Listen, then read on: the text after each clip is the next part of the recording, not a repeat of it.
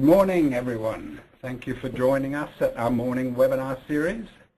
Today, we are going to be talking about money, specifically about the 3 pillars of financial management. I'm Nick Hughes, and along with my partner, Judy, we own the consulting firm called Your Planning Partners. Together with our team of consultants and coaches, we deliver programs to help small business owners build strong and sustainable businesses. What do we mean by that? Strong means your business withstands the ups and downs of the business cycles. Sustainable means it continues to grow and get stronger every day. So if you're building a business and you want it to be strong and sustainable, then you must plan and manage the money part. Building a business, after all, is building something that will provide you with a satisfactory personal income and increase in value so that one day you can sell it. Now let me get one thing straight. We are not accountants, nor are we financial wizards. We are business owners with many years' experience that includes building 4 businesses and helping hundreds of other business owners. Through this experience, we have learned that what is important with the financials, and more important probably, what is not important with your financials. And today, we want to share that experience. So sit back, enjoy the ride, and let's go. So when your business runs out of money, it's too late. You could go to the bank and ask for money, but they won't be very welcoming. You could even ask your family for money, but you probably wouldn't put them at that risk. So not only is it too late, but it's your fault. You could have avoided it happening. And that's what we're going to talk about today. Good morning, it's Judy here. The other thing I'm going to put in here is that a lot of times when people run out of money, they actually don't know why. They are making money, they have money coming in, but they're spending more than they're making, and they don't know where they're spending it. So that's a lot of what Nick and I are going to talk to you about today. Thank you. As you well know, because you're all business owners, the business owner wears many hats. So here's our business model. So for example, let's start with sales. You have to make sure that sales continues to flow into the company, both from existing and new clients. So you focus on that. Then there's customer service. If you don't provide your customers with good service, you're going to lose them and you're going to get a bad reputation. So you always will be focused on customer service. In order to get those new customers, you have to have marketing initiatives in place and marketing campaigns happening to attract the right prospects to come and talk to you, to come and experience your business and your services. And then, of course, there's a product, which we call generically product. It might be a hard product, it might be a service, but you are in business to sell something to your clients. And it's all very well having the product, but it doesn't have to be the cheapest, but it does have to be the best in both quality and delivery. So you're very much focused on that all the time. Then there's operations, the thing that keeps the engine ticking along. This is really the messiest part of the business. All too often the operations is either too expensive or too inefficient or a combination of both, and you're constantly in there trying to fix it and make it work better. And while you're doing all those things, of course, you're looking for and attracting the right people and retaining the right people to make the business work for your customers. And then there's the financials, and that's what we're going to talk about today. So what out of all of these bubbles is the most ignored one? And if you selected financials, go to the top of the class. Hooray! That's exactly what happens with all businesses, is the financials tends to get the last look from you, the owner, and therefore it is ignored a lot of the time.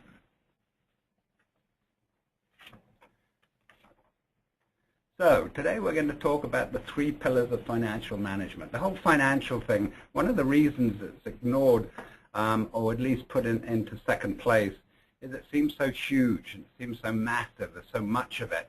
Money's flowing here, there, and everywhere. But what we have done, we have focused it down to 3 things, and we call them the 3 pillars of financial management. And these are the 3 things that you need to focus on. So pillar number 1 is ask the question, are we making any money?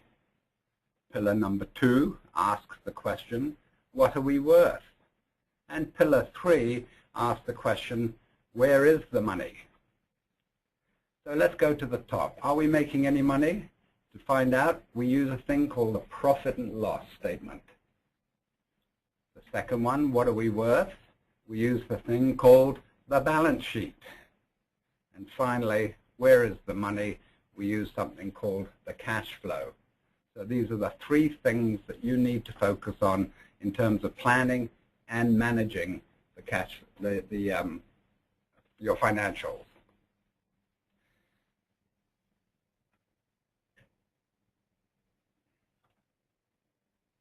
So let's start with the profit and loss. Are we making any money? The profit and loss, and we will go to this in a little more detail in the next slide, but the profit and loss shows you how much revenue the company has made, how the value of all the expenses that the company has spent money on, and at the bottom of all of that is the profit or loss. So what is revenue? Revenue is the thing your customers pay you for your product and services.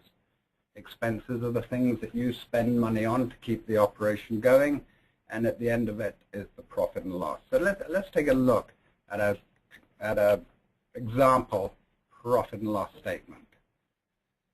So this is as I said, an example, and first of all, let's talk about what's the purpose of the profit and loss.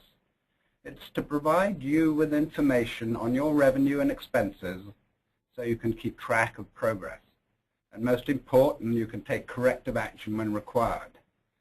You can report the results on a monthly basis or on a year-to-date. So in this example, this is the profit and loss for January to March. So it's for 3 months in this year. Okay? And then if we look down the left-hand side, you can see it's organized into 5 key areas. Revenue. This is the thing that we've tracked most of all, because it's all about client buying your product or service and in return paying you money. So this is the revenue. And in terms of keeping score, this is the number that we're all most familiar with. This is the one that we track day by day and month by month. I'm going to point out here that Nick has, the example that we're using has 3 categories within revenue. And that's really, really critical. You always want to know where your revenue is coming from.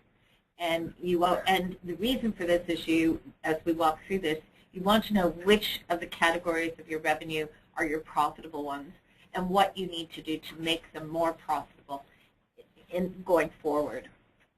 Yeah, thanks, Judy. So in this example, the owner of this mythical business has decided they want to track 3 categories of revenue, namely services, products, and events that they might hold.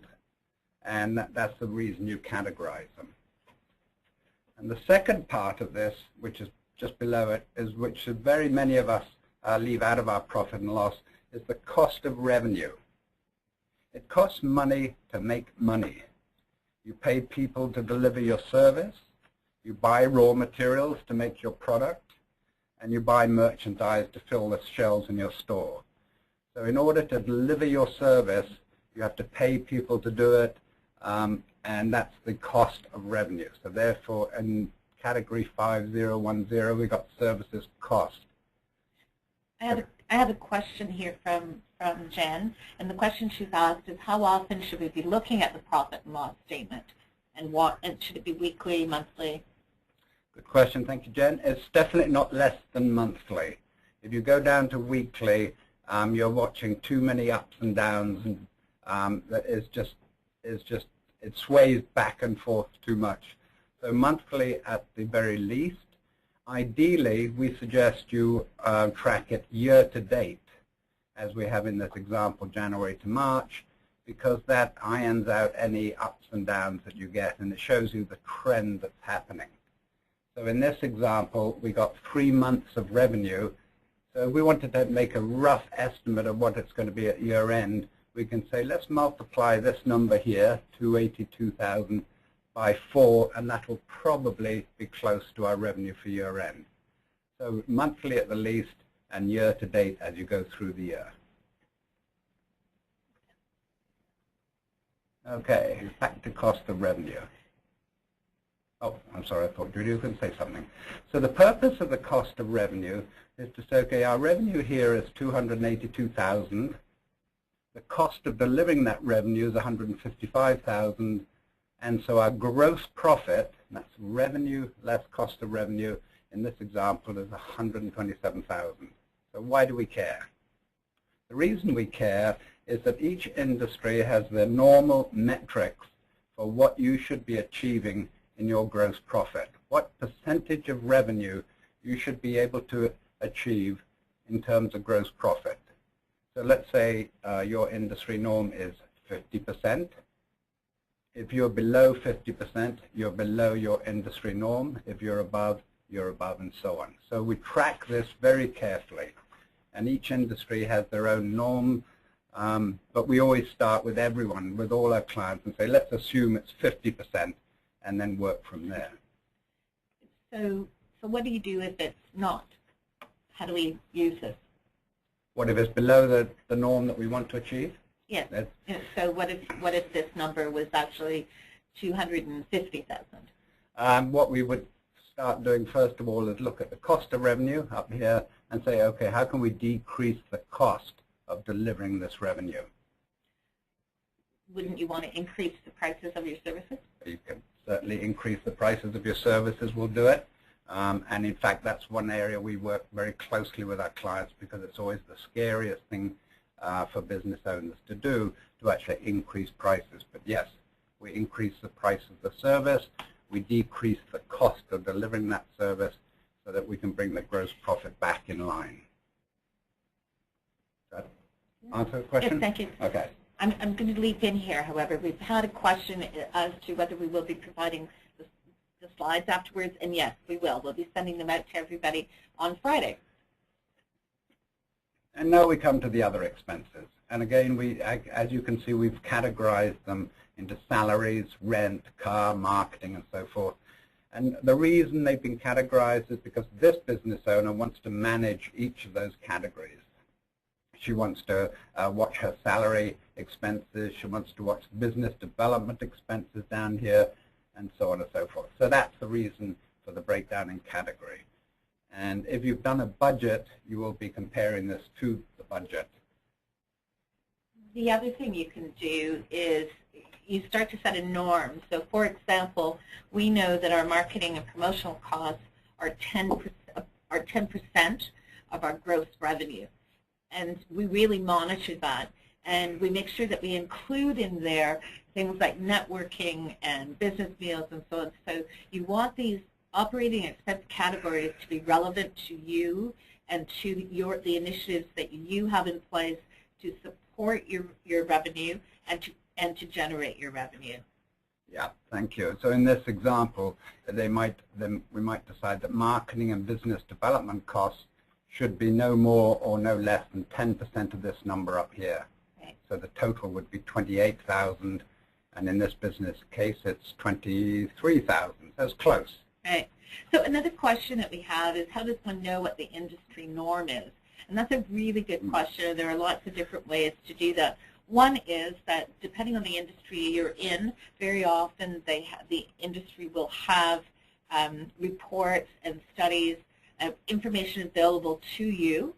You can reach out to these associations and these industry associations easily, and they're always more than happy. The information is usually a year or two out of date, so that's one way. Another way is your peer groups. If you're involved in any groups of coaches or anybody who's in your industry, although people won't be totally upfront, you'd be surprised. I'm always really amazed at how candid people are about what they're finding is going on in the industry. So that's another way. And quite honestly, there's a lot of research on Government Canada as well. There's tons of stuff about different industries and what the market rates are. Yeah, thank you, Judy. Thanks. And if there's any follow-up questions to that, please ask. And then the final segment here on this profit and loss is the profit before taxes. Two things to note here. This says it's the profit before taxes, which means you're going to pay taxes at year end on this number. I just thought of something else that people, we have come up often with our clients, is another cost. Everything that is in cost of revenue needs to go in cost of revenue. That sounds really funny. Yeah. But for instance, we take credit cards, and we do a lot of our business with credit cards, as do a lot of our clients. That's a cost of revenue. That's a cost of goods, and that has to come right off the top line. It's not an operating expense. However, our bank charges, anything that we were paying on service charges, is an operating expense. So the cost of delivery is what we're talking about in cost of revenue. And I'm only stressing that because people often think that they're making money, and they're not, because they haven't they're not making their gross profit because they haven't included all of the cost of revenue. And if you're in doubt, this often is debated when we're working with clients. If you're in doubt and you have any examples, please email me, and I will give you my opinion as to whether something belongs in cost of revenue or operating expenses. And I'll just throw in one more thing about cost of revenue. It's obviously my pet. We have a lot of clients who are in the service industry, and so, however, their employees are not necessarily delivering services full time. So an easy thing that we've done, if you're not tracking your time on a time tracking system, is we've made the decision that a percentage of the time across the board for all employees is dedicated to client delivery, in which case that dollar figure would be included in cost of revenue as well. Thank you. Yeah. So here's your profit and loss. So what are you going to do with it? You're not going to just sit and stare at it. That doesn't achieve anything. So as a starting point, one of the things we suggest is look at it with your bookkeeper or your accountant, whoever is producing it for you, and ask a whole bunch of why questions. Why are the operating expenses so high? Why is the payroll lower than expected? Why is the revenue swinging up and down each month? Does this mean we're not invoicing on time? Why did we make a loss this month? Why? And dig deep and truly understand the meaning of these numbers. And if you do have a bookkeeper who's doing your bookkeeping, they can be extremely helpful in this exercise. Because as you ask the why questions, they can dig down into the QuickBooks, if that's what you're using, and give you answers right away. Yeah, it's interesting because you just made me think of something. One of the reasons that people don't pay attention to their financial management is because I often hear from people, well, I don't understand it all. You may not understand it now. You will understand it more when you work with it regularly.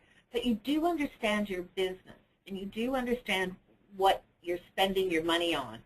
So that's exactly why the why questions are so important. Is it those are the questions that actually are the things that affect your profit and loss. The numbers are simply something that are plugged in by a bookkeeper.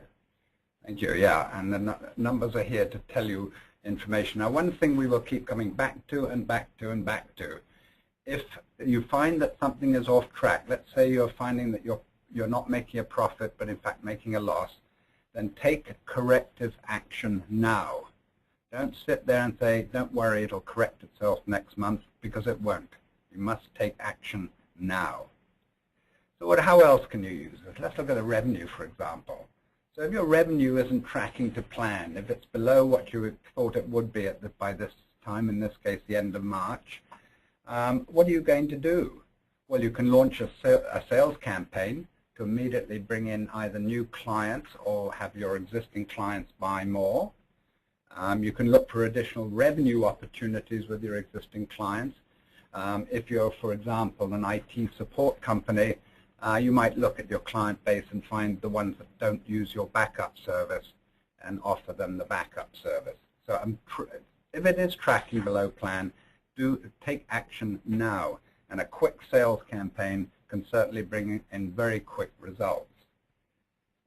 And the other thing to look at in revenue is if your revenue, let's say 80% of your revenue is coming from fewer than 20% of your clients, then you're at risk, because that means those clients are very large, they're contributing a big number to your revenue, and if you lose one, you're going to take a hit. So when that situation arises, we help our clients to diversify their client base. We talked about the cost of revenue and how you can increase your gross profit by either decreasing cost of revenue or increasing prices. So I'll go back there again. So what about the operating expenses? Are they too high, do you think? Well, let's have a look. Start with, again, the 80-20 rule. The chances are that 80% of your expenses are coming from 20% of your categories here. So start working on those and see if there's any way you can trim an expense without impacting either the delivery of your service or the marketing or the business development and things like that. So you might be looking at rent, for example. You might say, well, can we sublease some of our space or something like that? And the inevitable always happens. You know, you end up with an expense you didn't expect, and that's quite normal. What we suggest when that happens is don't just spend that money and go over budget, but find that money from another expense item. So, for example, if you've suddenly had to take on more space, so you're spending more rent than you expected, then take a look in this example, maybe training. You want to cut back on training to find that money. And let's talk about profits. Profits, and coming back to Jen's question, which is, you know, how often should you check this report? And I talked about the wild swings that can happen if you check them for too short a period. This is particularly true of profit. It can be impacted by things like 3 pay periods in a month versus the regular 2 pay periods and things like that. So watch the profit year to date as opposed to worrying specifically about individual months. And again, if the profit is not profitable, act now. And what can you do about that? Well, you can cancel future expenses. If you're planning to do a new website in the next 3 months, postpone it. Put it off till the fall or something like that. You can cut your own salary, although we don't suggest that, but it is an option. And you can certainly lay off team members if that's an option. Again, if not, it's usually at the bottom of the list. But the main thing is try and increase the revenue by executing immediate sales campaigns. It's much more positive to increase profitable revenue than decrease expenses, or a combination of both. Any other questions on the profit and loss? Nope. So let's move on here. So that's the profit and loss. What about the balance sheet? What are we worth? This is really, what is the company worth? The balance sheet shows you what assets the company owns, what liabilities the company has, and the difference in the net worth. To put it into your personal life, for example, an asset might be your home. The liability will be the mortgage on your home. And then the net worth will be the difference between the two. And as we know, what happened in 2008 when we had that crash is many homes in the US particularly were dropping in value, so that the asset was becoming less than the liability. So we've got our example company here, and here's the balance sheet. And I'm constantly asked, why look at the balance sheet? It doesn't make sense. What's the purpose of the balance sheet? Well, a big chunk of this you can ignore, and I'm going to go there in a minute. But first of all, the purpose of the balance sheet is to provide you with the value of the company's assets and the liabilities. So if the assets are more than the liabilities, you have a healthy company. If the liabilities are more than the assets, then action is required. Now, unlike the profit and loss, you'll see here, the balance sheet is as of a very, very particular day. In this example, as of March 31st. So as of the end of the day, March 31st, this is telling us that our bank balance is $60,809 and change. Our receivables are this 52,000, and so on. So on this particular day, our current assets and liabilities are this much. So let's start with assets. The current assets are values that you can cash in almost immediately. So for example, the bank account, that's actually the balance in the bank account, and that is available to you to use however you want to use. You've got that money there now, and you can use it. So it's current. You don't have to sell anything to get it. It's right there. And receivables, which I'll come back to in a minute, this is money that clients owe you. You've invoiced them, and they haven't yet paid. So that's current assets. You do expect to be paid. And then we have fixed assets, things that are not so liquid, as it's said in the industry. These are things that would be more difficult to cash in. But here you see, what the heck is depreciation? That's something that is constantly asked, and I'll quickly explain what it is and then tell you to ignore it. Okay, so in this example, you bought over time, this company has bought furniture worth $35,000 and change.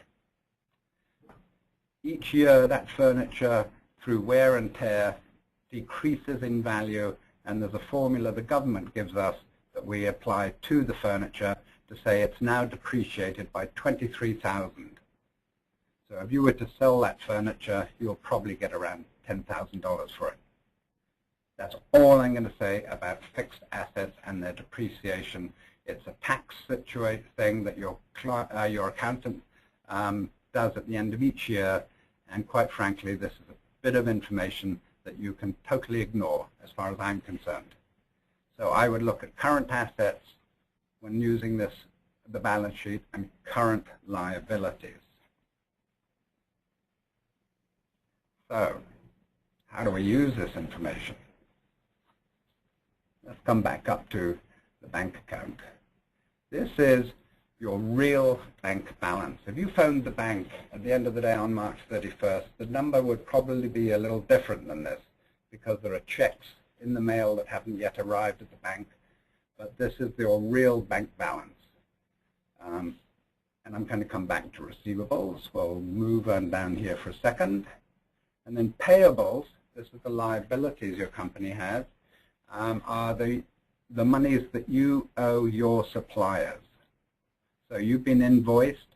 The invoice has been fed into your bookkeeping system, and at some point you must pay this. Payroll costs is what you owe the government in terms of taxes on your employees, and then HST, as we know, we collect it on behalf of the government, and we've got to pay it to the government at some point.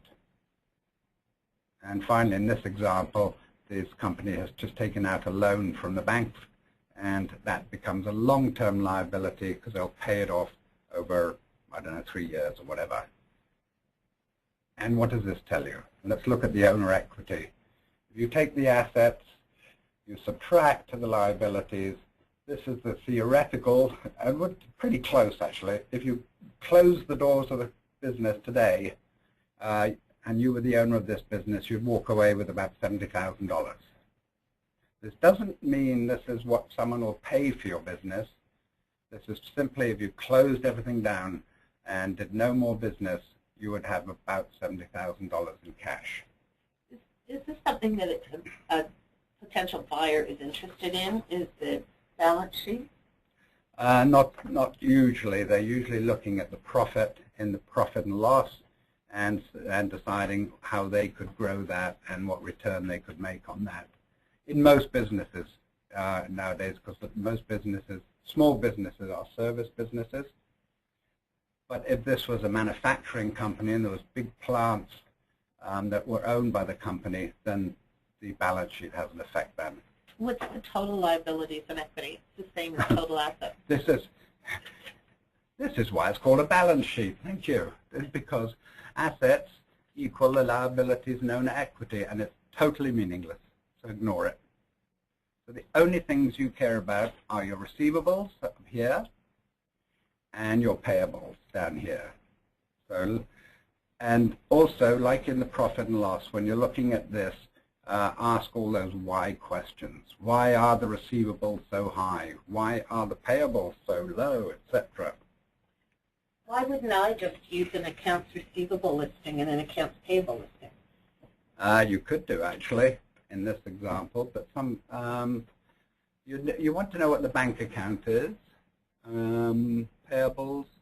HST is the one thing I do like people to track, especially those companies that are paying it annually, because this very quickly adds up, and they need to know what they're going to have to pay at the end of the year. Right, that makes sense. So I'm going to switch now. Any questions on the balance sheet? No. So this is a receivables report. And this tells you which of your customers owes you money and for how long have they owed the money. This is the report that Judy just asked. Why doesn't she just use this? This is definitely a very, very important part of your financial management.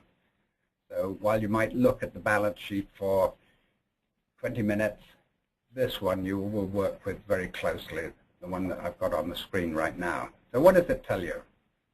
Yeah, it tells me Smith & Sons owes us $3,474, and look what column it's in. They've owed that money for over 90 days. And go on down this, and here's $13,000 owed by Late Payer Limited. These are the ones that you want to address soonest. When a client is over 90 days owing money to you, these are the ones that are at risk of defaulting. So you'll go through these and you will call Smith & Sons. And you'll try to immediately call them, in fact, and ask what can be done to settle these invoices and make it easy as possible for them to settle their account. If they're having cash flow problems, you might come up with arrangements to pay the balance off over a number of weeks.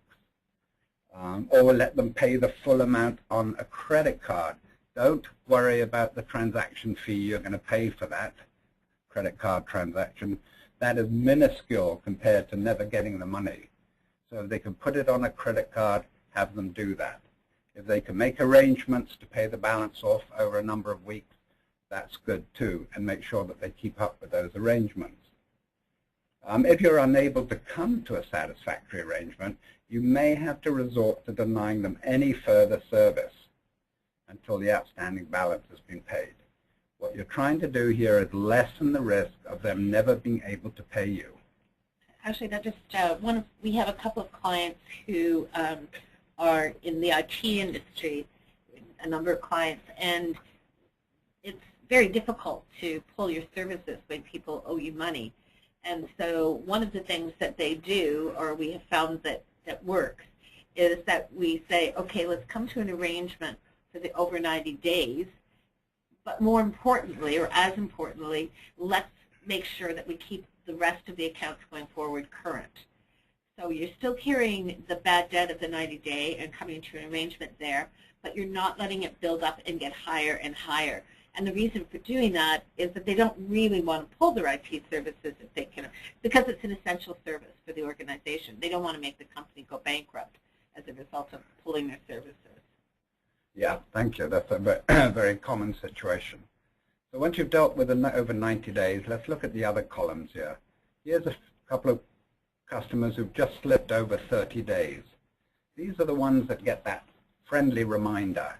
What you're trying to do is avoid any other companies getting into the over 90 days. So Bros family and Smith & Sons again, send them a friendly reminder that it's time they paid these invoices. When they get into the over 60 days, be a little more assertive. Ask them if they'd like to put it on a credit card. Ask them if they'd like, when will it be paid? And if they say it'll be paid next Tuesday, make sure it is paid next Tuesday, and if it isn't, follow up with them. So this is a very powerful tool, this receivables listing. This is the one that will avoid you not getting paid and will help your clients keep on top of their liabilities to you. Do you have anything to add to this, Judy? Because I know you work with this a lot? No, all of the things that you've said, we've covered. The big thing is to not be, I think the real thing is people get embarrassed about talking about money, and there's no reason to. You've done the service, you've delivered, you've done a good job, ask for the money. You don't have to be humble about it. The reality is you've done your job, and you expect to be paid for it. Yeah, so remember this important lesson. When a customer owes you money, you're acting like a bank. You're financing their business. So when they're over 90 days, you're really financing their business. Now for one of the great mysteries of the world. Where is the money, the cash flow? This is tracking and managing money coming in, money going out, and dealing with any surplus or deficit. So here's a cash flow projection chart that some people use, and it looks, on the surface, it looks a little more messy than it really is. So I'm going to, because there aren't lines in between here, I'm going to go down here through the April column here. So the purpose of the cash flow projection is to look ahead at what you think will be the flow of money into your company and out of the company, so you can proactively manage the cash. And I underlined "you think" because you don't know for certain. It's your best guess based on the past and the present and what you know about the future. And why do you want to manage your cash? Because you don't want to wake up one morning to find you have unexpectedly run out of money. And if the opposite is the case and you end up with surpluses, you can start talking about investment, but we'll come back to that another time. So let's take a look at what's happening here.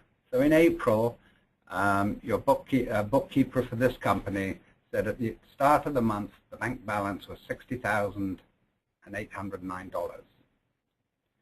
And you're working through this, and you're saying, okay, I think Smith & Sons are going to pay this invoice in April, the $3,400. Jones & Jones will pay this invoice in April, because they've assured me they have. And Thumbkins is going to pay this. So this is going to be money flowing into the company. They're going to send you a check, or they're going to do an electronic transfer. But one way or another, you're confident that these three customers are going to pay their invoices. So there's a question that says, should the cash flow be more on the conservative side rather than the optimistic side? Good question. I would depend what you mean by conservative or optimistic. You should consider the worst case, if that's conservative, as opposed to being very optimistic.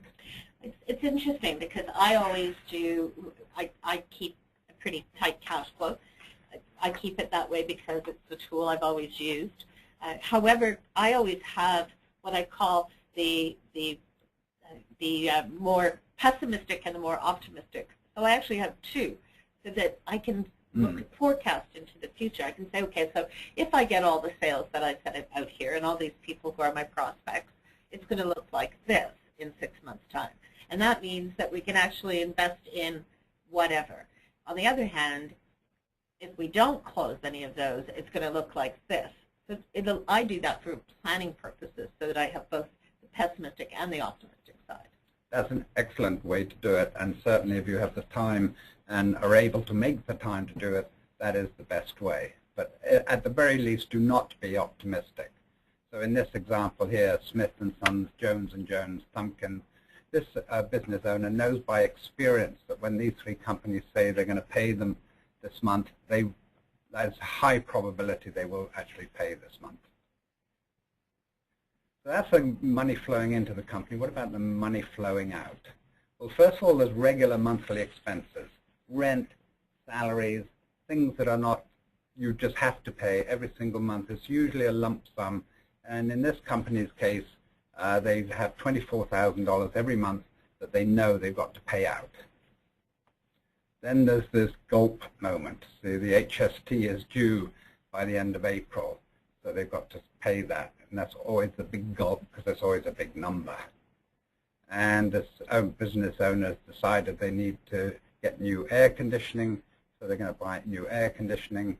They're starting a new website project, so the first payment is going to be in April, and the car needs to be repaired. So the owner knows these expenses are going to be incurred in April. And what happens at the bottom? So at the end of April, the projected, seen here, projected bank balance is 9,202. So that tells you that that's where April will probably end. And you do the same thing for each of the next 2 months.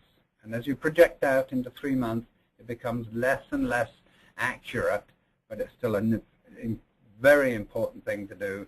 And here you see that by the end of June, there's a deficit in the bank of negative 26,000. So immediately you can start saying, okay, how can I get some invoices paid in May and June that might be stretched out longer to try and decrease that? If I don't have a line of credit in the bank, I will have to get one now to cover for this deficit, and so on. So there are a number of ways you can use this information. There's a really important way, is that growth costs money. And we all have to know that if we're going to grow our business, we need to invest in our business. It costs money to bring on new products, to develop new products. It costs money to bring on new people. When you bring on new people, you need more space, et cetera, et cetera. Recognizing that and knowing that you're going to be in a deficit in June allows you to plan appropriately. You can decide that you're going to carry that deficit for 2 or 3 months because that's what you need to do to grow your business, or you can decide that you're not prepared to take that risk. But if you don't know that information, you can't make educated decisions. Yeah, thank you. So how can you use the cash flow? What causes the cash flow challenges, and what can you do about some of them? Well, it could be that some of your customers consistently pay late. And to deal with this, implement incentives for timely payment. For example, offer 2% discount if they pay within 10 days. Or accept payment by credit card. Everyone collects points, and many businesses love paying by credit card. And don't worry about that transaction fee. It's minimal compared to not getting paid on time. Is late payment being caused by late invoicing? In other words, are you being lax with your invoices? Are you not invoicing in a timely manner? Fix that right now. No excuse for that. Another reason you run into cash flow challenges is you're charging lots of expenses onto credit cards and then ignoring them until the statement comes in, and so you must scramble to find the money to cover all the charges. What we suggest here is always pay your credit card every time you charge something to it, so it doesn't face you with that big bill once a month. Another reason is you're not putting money aside for large quarterly or annual payments like the HST. What we suggest is set up another bank account, and every time a client pays an invoice, take the HST portion and put it into that bank account and don't touch it. Simple as that. It could be that another reason of cash flow challenges could be someone is stealing. Thankfully, this is not one of the common problems. However, if you do have concerns, then certainly talk to your accountant about it. See if there's any possibility that that's the case. This really only happens in cash-based businesses, but it is an issue that does come up now and again. And then there's the normal ebb and flow of business cycles. You know, the payroll I mentioned earlier. We pay our employees every 2 weeks. So most months, there's 2 pay periods a month. There's 2 months in every year where there are 3 pay periods in that month. That always causes a bit of a hiccup in terms of cash flow. Any other questions on the cash flow? Nope. Okay. The end. No, this is not the end. It is the beginning. The beginning of a long and loving relationship with your company's money. So with these 3 tools, the profit and loss statement, the balance sheet, and the cash flow projections, you will be able to manage all of your company's finances. So now you understand the 3 pillars, being those 3, and how to use them. The next step is to get into the habit of regularly reviewing your financial results. And, this is underlined here, taking immediate corrective action when necessary. If revenue is down, do a sales campaign. If expenses are up, find expenses elsewhere that you can use to cover that. So with your book, if you've got a bookkeeper, or with yourself if you're doing your bookkeeping, book a regular time each month to review the financial results in these three things. Yes, Judy. And I'm going to jump in here. The best way to make sure that you do this is hire a bookkeeper. Yeah. Because if you're going to expect yourself to add the bookkeeping to your job, it's not going to happen. But partially just because there are other things that always feel like they're more important. So if you've got a bookkeeper that's coming into your office monthly or that's reporting back to you monthly, may add an additional hour onto that time and go through the books with that person every single time. It's the best way to get into the habit. You're not going to do it if you're sitting by yourself. I agree. That's definitely not. Who would want to sit down and go through all of this when they could be doing something else? With the bookkeeper, they make you do it. So book a regular time each month to review the financial results. Usually your bookkeeper will require about 2 weeks after the end of the month to get everything posted and up to date and reconciled. So we suggest you book time on the 3rd Monday of every month to review the financial results. And never forget the most important step in this review. When something is going wrong, take action now. Do not wait for things to improve, because they won't. So there are 2 steps here. One is really getting comfortable with your 3 pillars of financial management, the profit and loss, balance sheet, and cash flow. And then as a team, start reviewing them with your bookkeeper so that as a team you can make sure everything is on track, and when it does fall off track you can take corrective action and get yourself back on track. And you'll soon find that the profit in your business improves, revenue improves, and it becomes a strong and sustainable business. That is a promise. Any other questions on those 3? Okay. Do you want to do the... Okay, and so I hope that this was a helpful presentation for you. We look forward to any questions that you might have outside of the ones we've already answered, and we'd be happy to have a conversation with you or help you out with any of these. So this is what's going to happen now.